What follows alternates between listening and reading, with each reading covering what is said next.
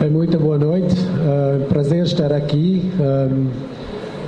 Eu espero que vocês entendam o português brasileiro com sotaque português.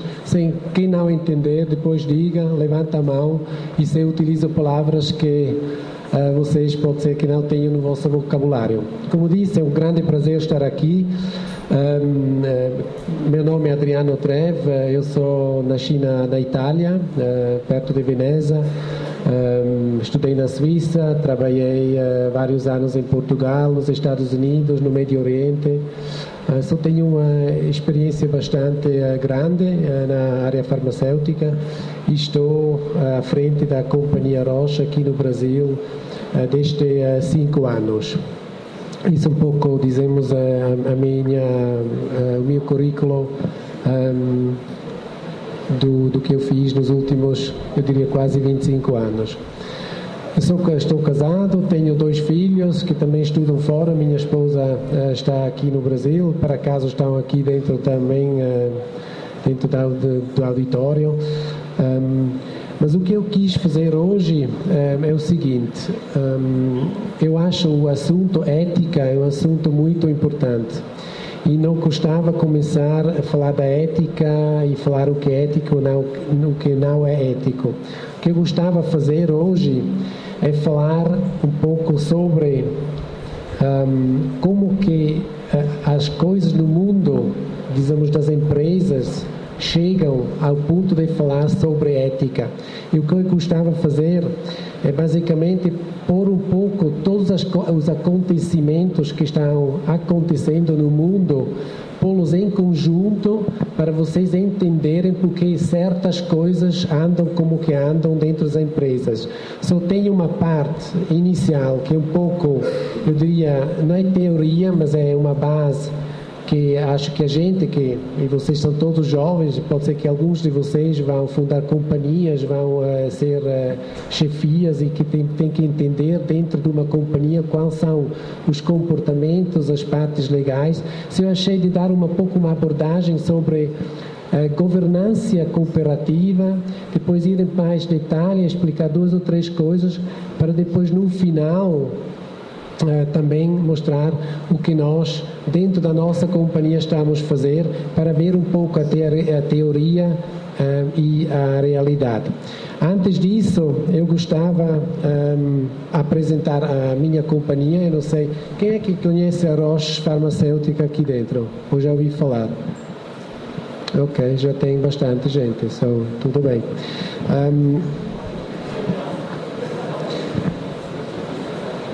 Eu não sei se vocês conseguem ler, mas a Companhia Roche é uma companhia muito antiga, é uma companhia suíça, foi fundada em 1896, aqui infelizmente não se vê, se for formatou um pouco o slide. Somos hoje uma companhia que vende à volta de quase 50 bilhões de dólares por ano.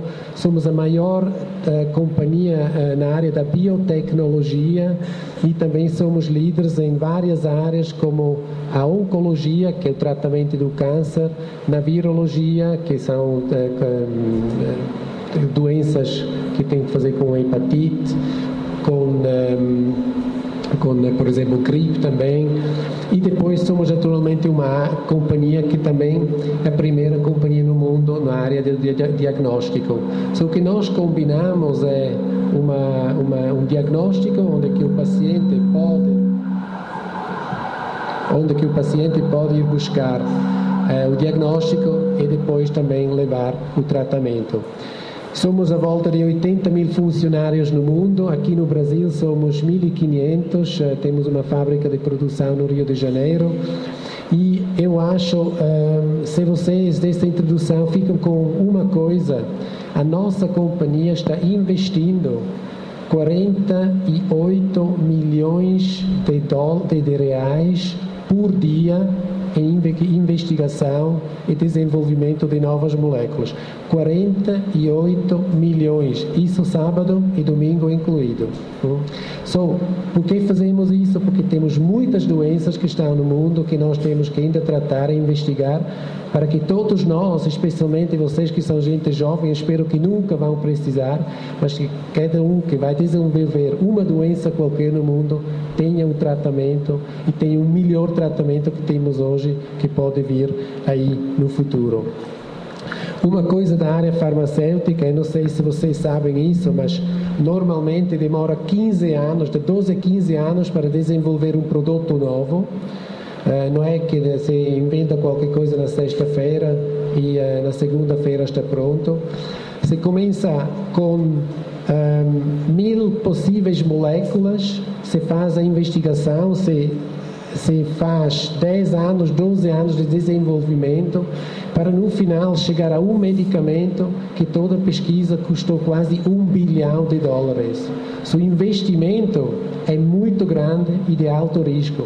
Acho que isso é outra coisa que vocês, não sei, pudessem levar aqui como key message, é o fato de o investimento que se faz na área da saúde e o tempo que precisa para desenvolver um medicamento é muito caro, é muito longo. Acho que isso é um fato que todas as companhias farmacêuticas têm e têm que resolver, e isso quer dizer que as companhias farmacêuticas precisam muito dinheiro para desenvolver novas moléculas para tratar novas doenças e doenças que ainda não têm solução. Agora aqui, não sei se conseguem ler, mas como disse, o que gostava de falar é um pouco sobre governança corporativa, sobre um pouco da história de onde que vem isso, porque isso é um assunto hoje no mundo do negócio muito importante, esse fato, esta linha governança corporativa. Queria falar um pouco dos princípios e queria depois falar de algumas regras de negócio, de decisões, tomada de decisões, para que vocês entendam um pouco o que isso quer dizer e o que vocês podem levar com isso, porque todos vocês vão para o mercado de trabalho, vão ser confrontados com esse fato. E depois, no final, vou falar um pouco sobre essa governança corporativa em ação em alguns exemplos da nossa companhia. Infelizmente aqui não se vê bem, mas ok, de fato, eu espero, vou ler. Como vocês sabem, uma companhia tem acionistas. Mais acionistas que vocês têm, menos poder o acionista tem para influenciar a companhia, né? Isso é claro. Mas vocês também podem ter o contrário. Vocês têm que ter poucos acionistas que podem ter uma grande influência sobre, dizemos, a decisão da companhia. E isso é um balanço que tem que ser muito bem gerenciado. E, por exemplo, aqui diz... numa dos pontos iniciais, quando se começou a falar dos acionistas e a influência do acionista para a companhia, diz ali: shareholders are in fact only exercising a theoretical power. The real power belongs to the executives of the company. Isso quer dizer, se você tem muitos acionistas que têm poucas ações, tem pouco poder para influenciar, dizemos, a direção da companhia, e o comitê executivo e o board podem fazer o que quiser. Isso também não é bom, porque você investe o seu dinheiro na bolsa, naquela companhia que você acredita que vai fazer mais para fazer render a ação, e depois você não tem influência. Mas depois tem outra coisa, isso foi já falado em 1959, quer dizer, muitos anos atrás. Depois diz outra coisa, que foi um francês também a dizer: shareholders are dumb and insolent, né? Dumb because they buy shares and insolent because they additionally ask for a dividend. Dito isso, isso quer dizer que o fato da relação entre o acionista, aquele que investe na companhia, e o comitê executivo, o board de uma companhia e o acionista, isso precisa ter uma, eu diria, regra, um balanço, para não um ou outro ter mais poder. Isso foi claro? Vocês entendem o meu português? Ah, ok, tudo bem.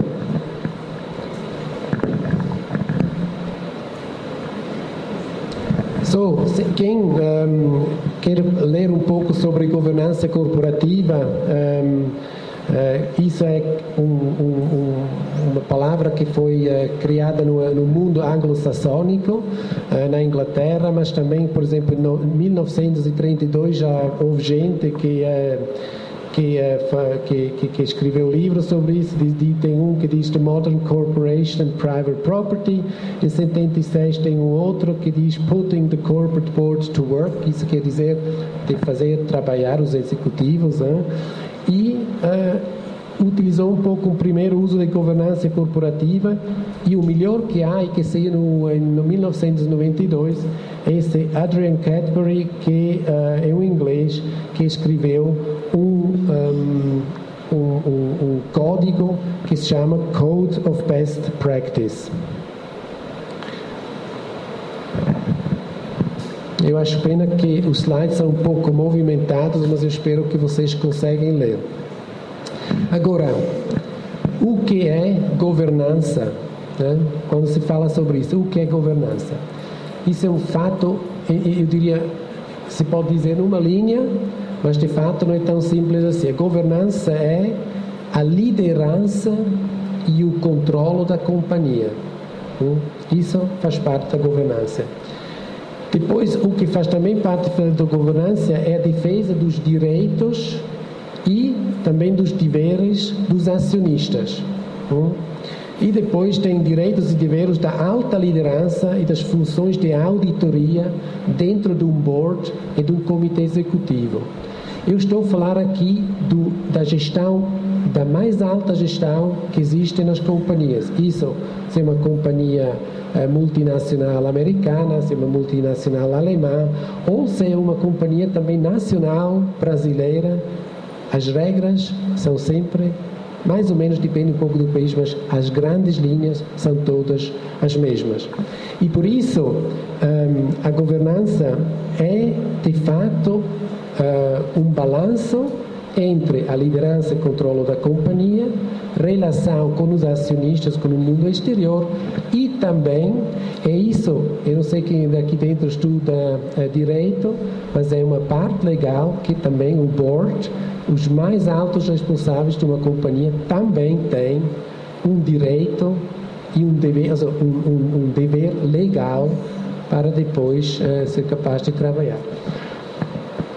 Depois tem a governança corporativa interna, isso são sistemas que se criam internamente para a função de auditorias, comitês, e depois tem a governança corporativa externa, que trata de todas as relações externas com os acionistas, com os investidores, com gente que é importante para a companhia. Tenha isso aí? Seria ótimo. Tá bom.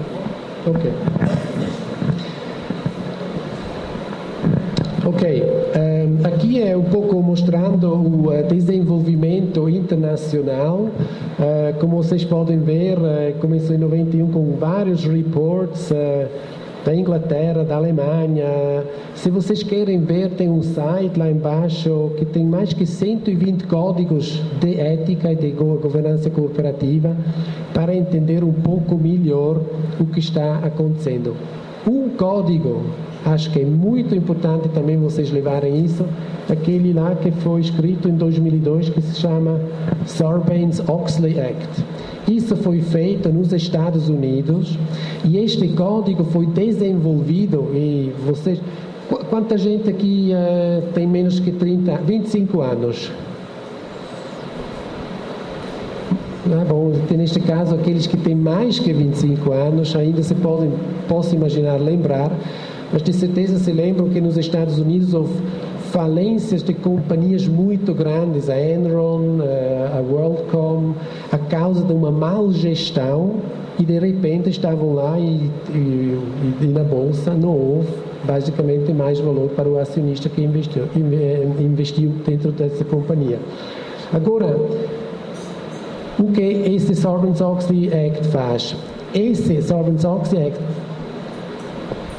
basicamente foi criado para reinvestir a confiança dos investidores na bolsa. Porque com toda coisa que aconteceu, sem regras, porque toda a gente fazia o que queria, naturalmente o investidor podia perder o seu dinheiro na bolsa. Isso também não é o que se quer que acontece. E de fato, esse Sarbanes-Oxley é um ato hoje que é em princípio desenvolvido para o mundo inteiro. Isso passa uma responsabilidade para toda a gente de fazer uma boa gestão dos negócios, porque se você faz hoje uma coisa errada, ou no Cazaquistão, ou por exemplo na Coreia, ou no Brasil, você pode ser julgado globalmente a causa daquele acto aí. Então isso é um fato que foi, eu posso dizer, dramático para muita gente que não tinha toda a casa em ordem, mas de fato foi de certeza destas novas leis que ajudou a levar outra vez a confiança nos investidores. Eu queria só passar uma regra que este Oxley Act passou. Por exemplo, foi proibido, isso em todo o mundo, que, por exemplo, o board, o comitê executivo, toma ou recebe crédito da companhia. E pode imaginar por quê? Porque naturalmente um diretor pode dizer, olha, eu preciso de 50 mil reais, preciso de 100 mil reais, e leva isso da companhia e ninguém vê, sem pagar juros. E isso são coisas que, por exemplo, foram basicamente proibidas com esse Sarbanes-Oxley. No mundo do negócio, uma coisa fundamental hoje, que está dirigindo muitos comportamentos de muitos executivos e de muita gente, dizemos, na área do negócio. Tem uma cadeira aí. Sim, ok. Pode passar? Ok, depois de todos estes códigos, há um código que foi escrito, dizemos, na Inglaterra, que se chama de UK Corporate Governance Code. Esse código é o modelo, é o benchmark para todos os códigos no mundo e se vocês querem ler aquilo, acho interessante, mas não é, como posso dizer, uma coisa que se tem que saber. Mas é um muito bom guidance, muito boa, dizemos, bom report que dá uma linha clara sobre governança corporativa. Agora, qual é a definição de governança governativa? E pode imaginar que esse tópico se podia falar 2 ou 3 dias, porque há tantos assuntos. Eu estou verdadeiramente só tocando a superfície deste tópico. Mas a governança corporativa visa a manutenção do equilíbrio entre os objetivos econômicos que a companhia tem e sociais e entre os objetivos individuais e coletivos. O intuito é alinhar da maneira mais próxima possível os interesses dos indivíduos, corporativos e sociedade. Agora você pode imaginar que isso não é uma coisa simples, porque imagina você é uma companhia como por exemplo a nossa que produz produtos farmacêuticos, temos que ter muito cuidado porque nós podíamos produzir muitas substâncias tóxicas, por exemplo, e vender isso e pôr toda a parte da sociedade em questão com o lixo que nós produzimos, por exemplo. Ou companhias que fazem, por exemplo, eletrodomésticos, que fazem essas coisas. Então, você tem que alinhar muito bem hoje como companhia e como que se vai gerenciar o negócio para depois não ter, como posso dizer, crise porque se fez um produto que economicamente fazia muito sentido e depois, a longo prazo, pode causar danos muito grandes, dizemos, à sociedade. Há um caso que também é conhecido, por exemplo, na área do petróleo. Se vocês veem o que aconteceu lá no caso com a British Petroleum nos Estados Unidos, por exemplo, a Shell na Nigéria, isso naturalmente faz parte de good corporate governance, porque isso não pode acontecer. Só as regras da companhia têm que estar assim, que isso não acontece. Agora, aqui são um pouco os princípios. Seria bom se vocês, no mínimo, no final, podiam lembrar um ou dois, mas, de fato, os princípios da governança corporativa são simples. Direitos e tratamento equitativo dos acionistas. Tem que ser tudo igual, não se pode tratar um melhor porque tem mais ações que um que tem menos ações. Isso não é possível. Depois, se tem que ter também e respeitar os interesses de outras partes interessadas, os stakeholders. Você tem que ouvir os stakeholders, isso é a relação que se tem para fora. Depois tem o papel e responsabilidades do painel dos diretores, isso é uma coisa definida da lei, tem uma lei muito clara, o que um chairman de uma companhia pode fazer, o que não pode fazer, qual é a responsabilidade de um diretor, o que ele pode fazer e o que ele não pode fazer. Depois, e por isso eu voltei à governança corporativa, tem uma parte que é integridade e comportamento ético. Isso faz parte da governança corporativa, mas vou entrar nisso um pouco mais tarde.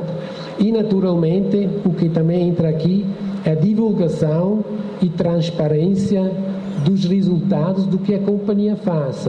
Hoje, como vocês todos sabem, se vocês estão vendo um annual report de uma companhia, você pode ver basicamente tudo. Pode saber o que a companhia faz, o que não faz, etc. E se a companhia decide da parte, dizemos, do ano, de não, como se diz isso, de não publicar alguma coisa que ela fez, ela precisa explicar porque não está publicando e tem que, por isso é uma regra que se diz estar em conformidade ou explicar, ela tem que explicar porque não está publicando. E essa transparência hoje precisa existir para toda a gente exatamente ter, dizemos, a mesma informação para depois fazer um investimento ou não numa companhia. Isso foi exatamente. Tem duas funções dentro da companhia, que se diz um regulamento organizacional. Aí se vê que a fazer com o gerenciamento da companhia. Aí, por exemplo, uma das coisas é que o comitê executivo tem que fazer. Ele tem que definir a estrutura da companhia. O comitê executivo, o chairman tem que dizer, nós vamos ter 5 divisões, vamos ter 3 diretores, vamos ter, não sei, business units, vamos ter, não sei. Isso tem que ser definido. Se não é o comitê executivo, não vai dar. Isso é uma das responsabilidades que eles têm. E depois tem toda a relação organizacional para o externo, que o comitê executivo e o board tem, que isso quer dizer fazer conferências de imprensa, falar com os acionistas, falar com todos os grupos relevantes que são importantes para, dizemos, a companhia. Por exemplo, no nosso caso, é muito importante que nós, por exemplo, falamos com as universidades, os centros de pesquisa, porque nós temos uma rede muito grande com estas pessoas, e isso, naturalmente, é um dos deveres do board, do comitê executivo, falar e ter relações com estas pessoas.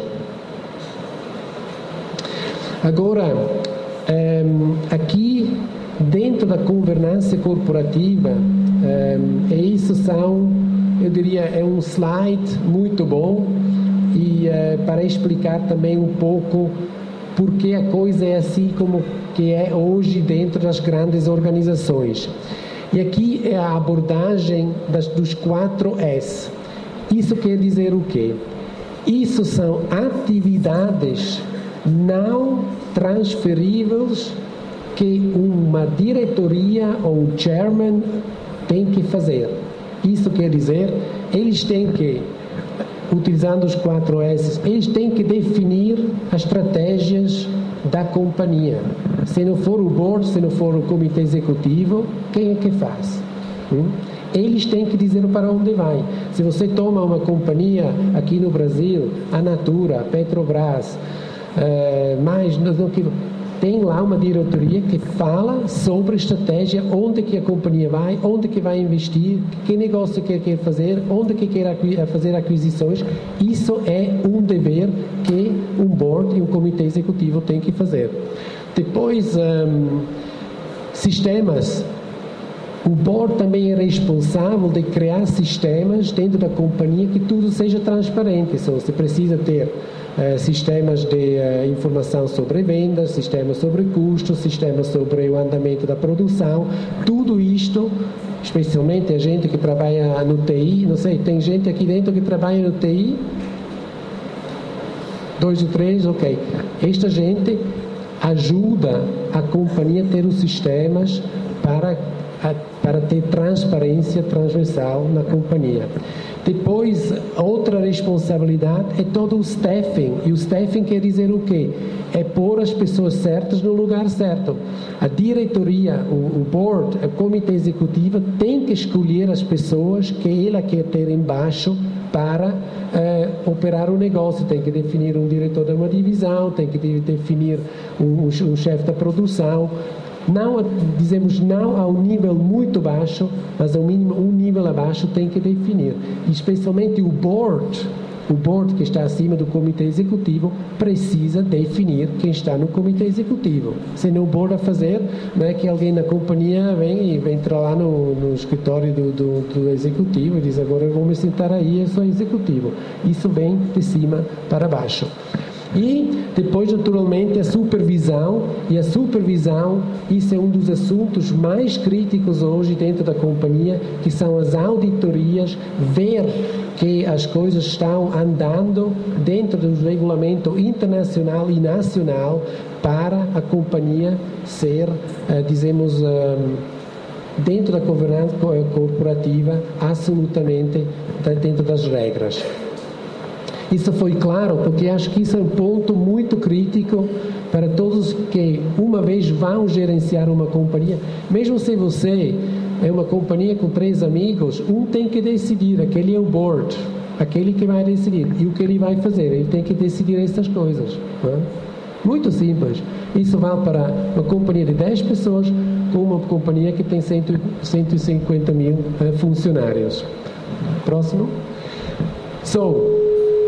Agora, eu vou aqui um pouco mais detalhes e falando sobre estas atividades que não são transferíveis para um comitê executivo. Isso também faz parte do meu dia a dia, onde que eu trabalho. Por exemplo, é a liderança da companhia e definição de estratégias. Faz sentido. Depois, definição da organização, dizer como que nós queremos atuar, como, não só hoje, mas também pensar como se quer atuar no futuro. Toda a responsabilidade financeira, naturalmente também nós temos que prestar as contas e naturalmente se tem que ter os sistemas que ajudam para isso, fazer auditoria e orientação do quadro executivo. O quadro executivo precisa liderança, precisa basicamente saber onde que a companhia vai e o que se quer fazer e precisam ter uma liderança do executivo. Depois é claro que se tem que preparar o relatório anual para a Assembleia Geral. A Assembleia Geral tem que ser muito bem preparada e avaliada. Isso é um trabalho que se faz. E naturalmente, e aqui é mais uma situação não agradável, mas se tem que fazer uma informação judicial em caso de endividamento. Isso é uma base legal e a companhia precisa fazer isso. E se não fizer, a multa ainda mais alta e a penalidade ainda mais. Em resumo, a governança corporativa existe há muito tempo e está relacionada à liderança e controle da companhia. Quer dizer, não é uma coisa que se inventou agora, mas o fato de todas as coisas que aconteceram globalmente 10 anos atrás, a governança corporativa hoje é um dos, eu diria, pontos-chave que se tem que seguir para gerenciar uma companhia, vale para toda a gente e, como eu disse, o ambiente jurídico legal se tornou muito, muito mais rígido. Quer dizer, esta grande liberdade que se tinha anos atrás, hoje já não é possível. Agora, queria aqui falar de uma coisa que também vem sempre a ser discutida, que se chama o Business Judgment Rule. Isso foi uma regra que também vale globalmente, vale também aqui no Brasil, que foi desenvolvida nos Estados Unidos e tem um conceito básico, porque no final, se você tem dificuldades legais, no final você vai sempre para o tribunal e o juiz lá tem que resolver e discutir o assunto. E para evitar, porque imagina, o juiz faz o seu estudo de direito, está lá no tribunal e de repente tem que julgar sobre um assunto que é fazer com anticorpos monoclonais no tratamento do câncer. Quer dizer, não se pode esperar que o juiz tenha, capacidade de julgar de uma maneira profissional este assunto. Mas o que isso quer dizer? Nos casos de decisões empreendedoras da companhia, o juiz não poderá fazer uso de sua falta de conhecimento e entendimento frente ao know-how e às decisões tomadas pela liderança da empresa. Isso é a base. Fora, com a exceção, no caso das decisões empreendedoras deverá haver um processo de testes. Isso quer dizer, a companhia que está a ser julgada tem que provar que ela fez tudo o possível no processo para chegar à conclusão onde que ela chegou. E tem que mostrar como, por exemplo, a decisão do painel de diretores, do comitê executivo é tomada e como isso acontece. O que isso quer dizer? Isso quer dizer que hoje em dia você precisa ser muito bem documentado com tudo o que está acontecendo dentro da companhia, porque você nunca sabe se um dia precisa mostrar aquele e-mail, aquele protocolo, como que você chegou à decisão, porque isso pode, no final, algumas vezes, em algumas situações, defender a sua companhia. Se o processo estiver correto, a decisão será considerada legal e correta. Isso precisa ter, e voltando à governança cooperativa, você precisa ter a sua casa em ordem em termos de processos dos 4 S's e mostrar como que você chegou a essa conclusão para se defender. Um exemplo, imagina você um presidente de uma companhia e você faz uma decisão assim da barriga e diz, agora amanhã vamos comprar outra companhia e você perde bilhões, o seu share price decresce de 20% e os acionistas estão lá e não podem fazer nada. Ali, posso imaginar, este presidente que toma aquela decisão tem que muito bem defender aquele raciocínio para evitar as acusações dos acionistas.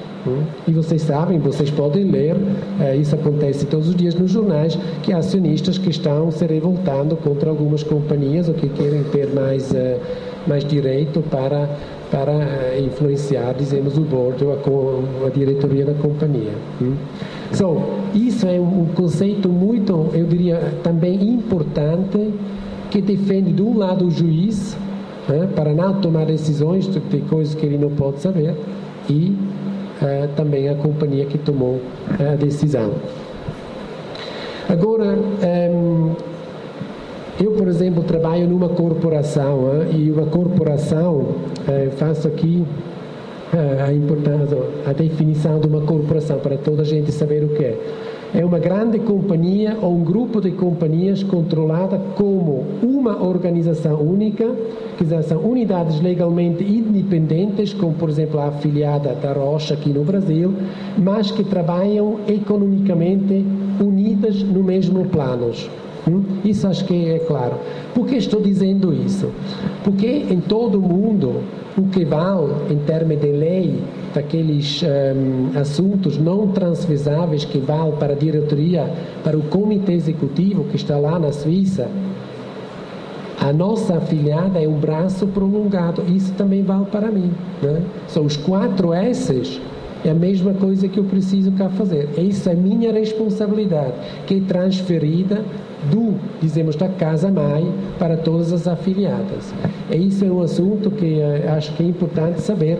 E, naturalmente, a parte legal, jurídica, todos estes que eu já falei, são assuntos que estão dentro da minha responsabilidade. Agora, não sei, algumas vezes é um pouco assim, que diz ali, make sure everything is done ethically, né? Segura que tudo foi feito eticamente, within reason, of course. Né? E ali vem aquela situação que eu vou falar depois um pouco mais sobre aquela coisa da ética. Agora, tudo o que eu falei agora, por exemplo, ele diz o título, quais são as implicações para a presidência ou um presidente de uma companhia, independente do tamanho. Eu diria, tem 2 partes. Uma parte externa, que é esse novo ambiente legal, que é esse Sarbanes-Oxley Act, que você precisa absolutamente entender. Como eu disse, se você tem um funcionário que faz uma coisa não ética na Argentina, e isso vai nos jornais, vai para o tribunal, a companhia, se é uma companhia global, pode pagar multas sobre a venda global. Tem exemplos, eu falo da nossa indústria, tem exemplos da Pfizer, que vocês conhecem, 3 bilhões de vendas. Falo no caso que houve da Merck Sharp, que pagou 2 bilhões. É isso dinheiro perdido, porque esse dinheiro é dinheiro que não pode ir para a investigação. Só por isso é muito importante que você explique aos seus funcionários, e o que eu faço, quais são os riscos quando se tem aquele momento onde que você tem que tomar a decisão certa, né? E aquele momento é aquele momento que define quando você depois se levanta no próximo dia e olha para o espelho, pode olhar para os seus olhos e não fechar os olhos. Isso é uma linha muito, como posso dizer, fininha. Hein? Me faço entender? Sim? Depois, como disse, as ações podem ter consequências globais para ações locais. A imagem e reputação da companhia pode ir para o ar. Imagina o que aconteceu, e vocês seguiram esse caso da British Petroleum, lá com aquele fracasso no Golfo do México. Isso foi meses e meses falado, e pagaram muito dinheiro para aquilo.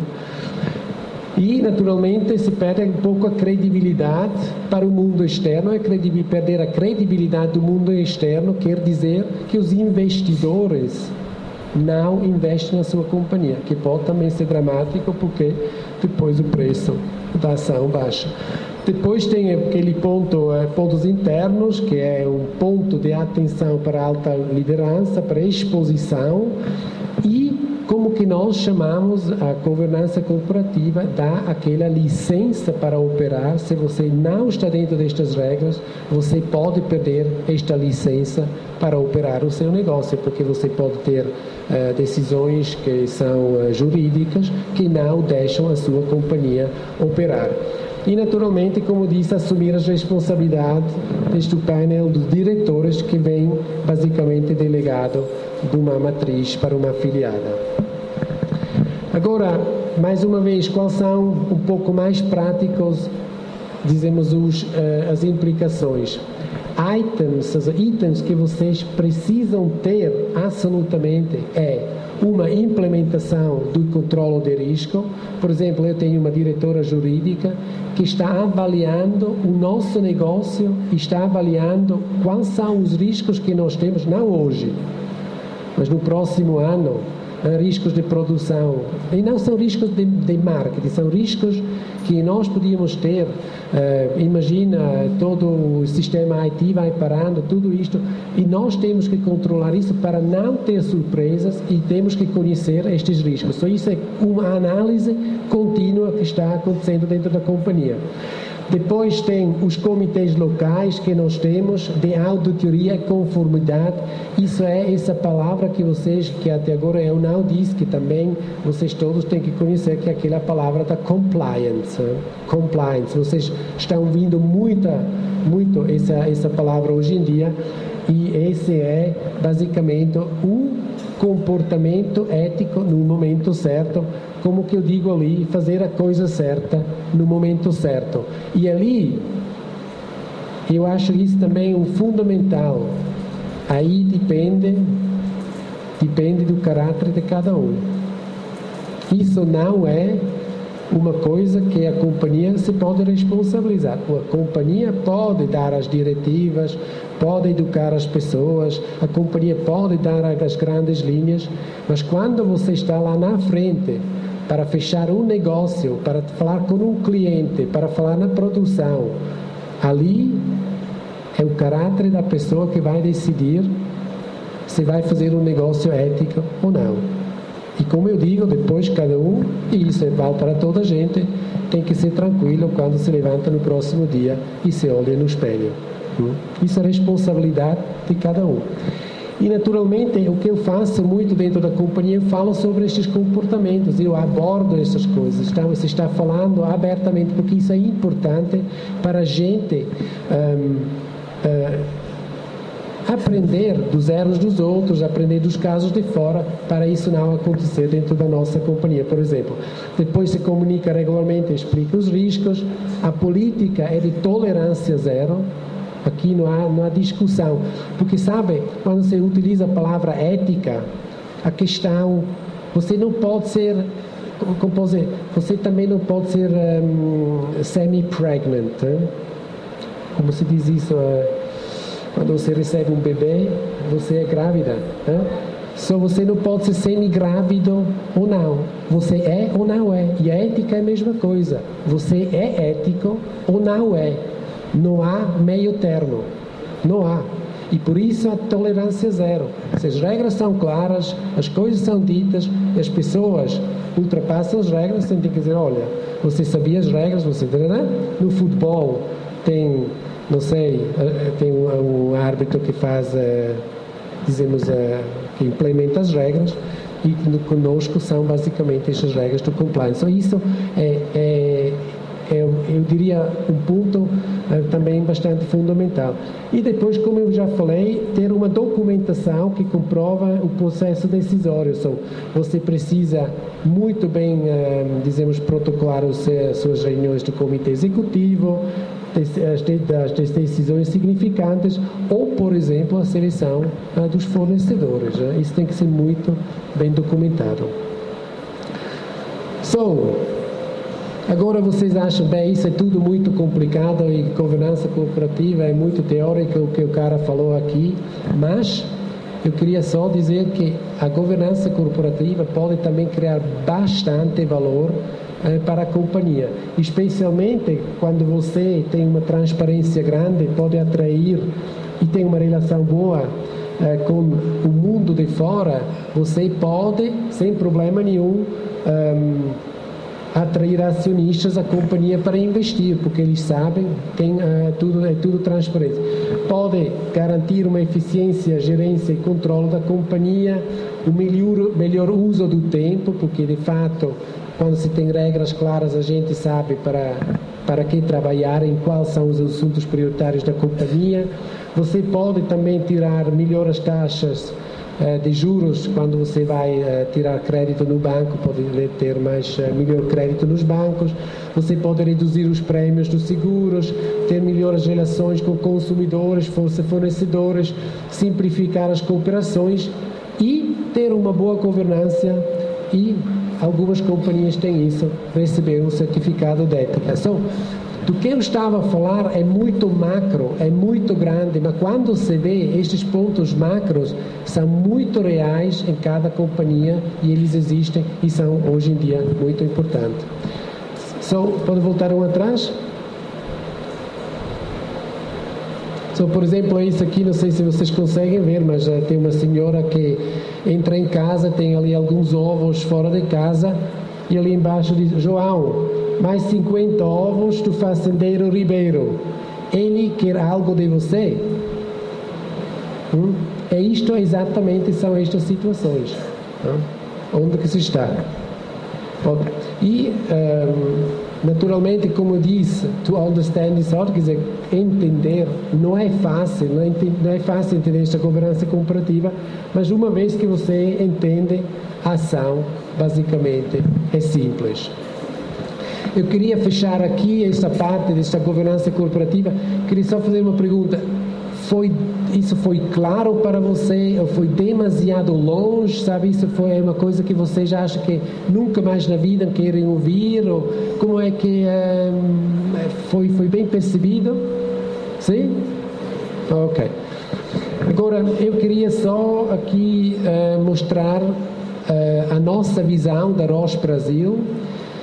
Nós elaboramos isso com uns 1.500 funcionários nossos, e não vou entrar aqui em grandes pontos, mas aqui há duas coisas que vocês podem ver, e tem um círculo. Na nossa essência, como que nós trabalhamos, tem a palavra ética. Isso é explicado, temos um livro que explica o que a ética é, e depois nos valores que nós temos na nossa companhia, nós temos 3 valores. Um é coragem, outro é paixão e o terceiro é integridade. E isso são, e como vocês podem entender, assuntos que há valores, a essência ética e o valor da integridade são assuntos do comportamento, dizemos, dos funcionários. Ali se está definindo qual é o comportamento que nós queremos dentro da companhia dos nossos funcionários.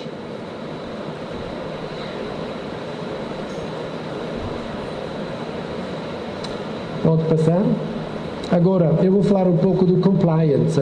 E o compliance, aqui diz, eu vou repetir, conservar os resultados da empresa, e vocês ouviram falar do que eu estava a falar, que são os 4 S's, que é fazer com isso, seguir as regras do Sarbanes-Oxley, não fazer coisas que não são éticas, agir corretamente com os colegas e com o mercado, isso também é fazer com transparência, com comportamento, com a relação com as pessoas, preservar as políticas da empresa e praticar as normas do código de conduta que existem em algumas companhias, que nós também temos e também que nós temos dentro da indústria.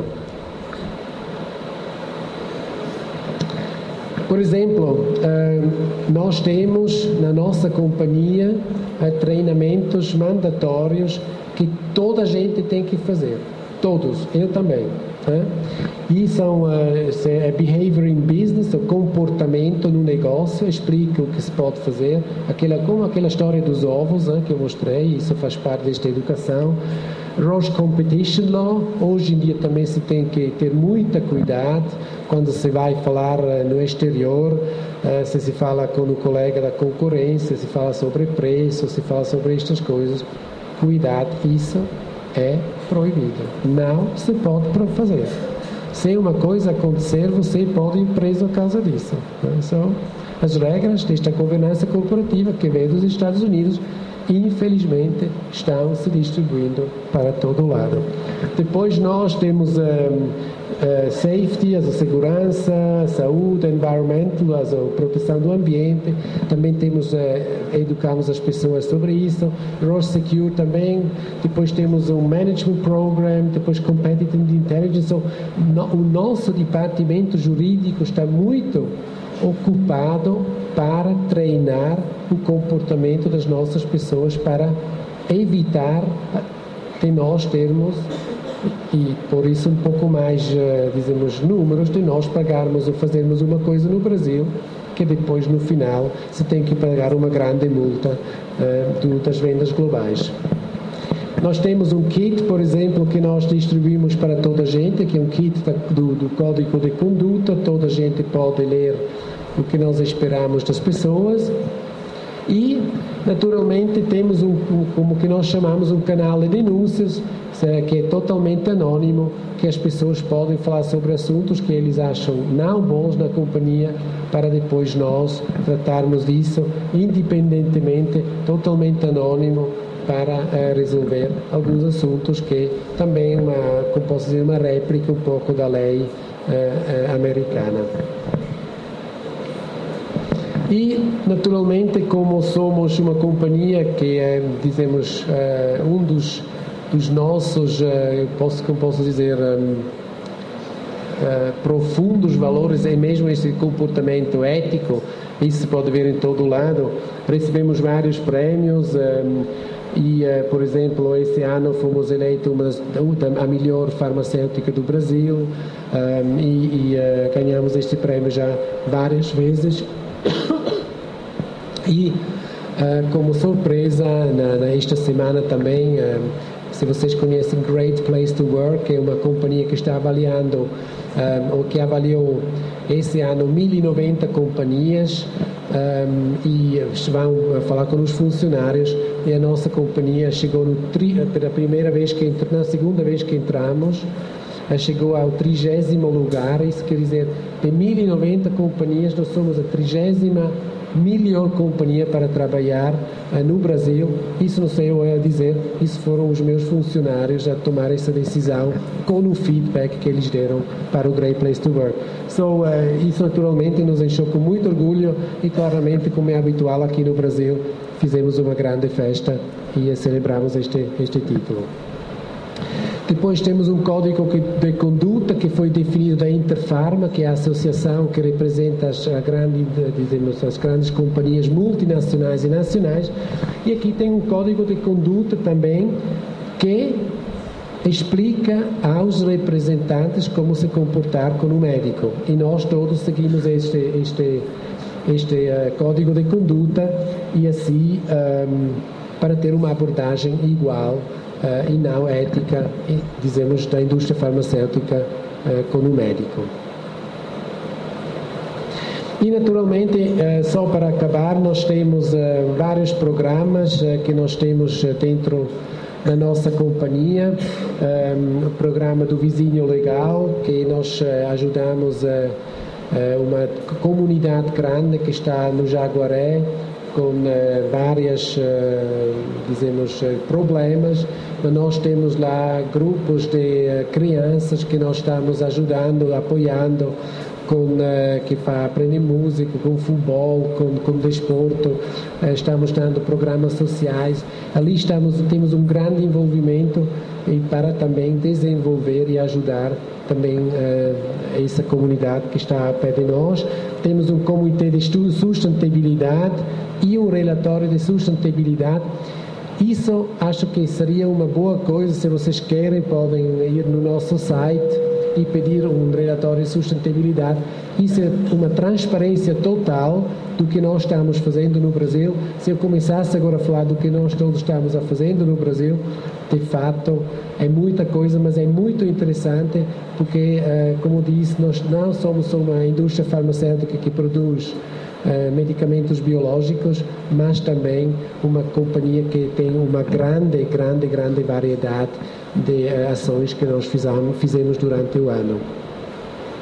E agora queria acabar com esse slide aqui, e aqui diz: se a ética é pobre no topo, este comportamento é copiado por outros níveis da companhia. So, não sei, na Europa se diz que o peixe começa a cheirar da cabeça, e nas organizações exatamente a mesma coisa.